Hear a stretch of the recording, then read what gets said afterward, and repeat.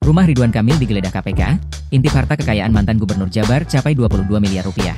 Rumah mantan Gubernur Jawa Barat, Ridwan Kamil digeledah KPK. Penggeledahan ini berkaitan dengan kasus korupsi di Bank BJB. Sejak kabar penggeledahan mencuat, Ridwan Kamil belum menampilkan dirinya di hadapan publik. Pria yang akrab disapa Kang Emil itu hanya mengeluarkan rilis resmi tertulis kepada media. Dalam rilis tersebut, ada 3 poin yang disampaikan Ridwan Kamil. Di antaranya soal kebenaran proses penggeledahan yang terjadi di rumahnya di kawasan Ciumbuleuit, Bandung pada Senin, 10 Maret 2025. 1. Bahwa benar kami didatangi oleh tim KPK terkait perkara di BJB.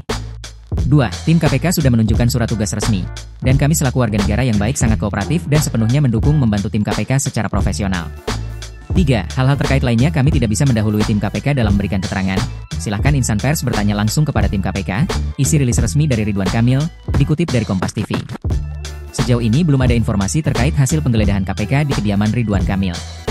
Juru bicara KPK, Tessa Mahardika kabarnya akan melakukan konferensi pers dalam minggu ini.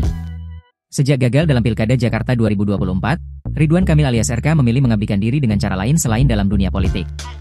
Dia memilih fokus dengan profesinya sebagai dosen dan arsitek.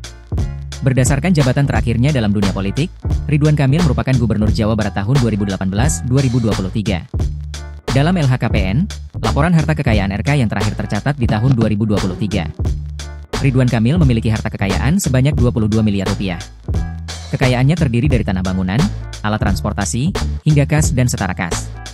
Namun, Ridwan Kamil memiliki utang sebanyak 3.308.238.000 rupiah. Sehingga total harta seluruhnya mencapai 22.757.418.269 rupiah.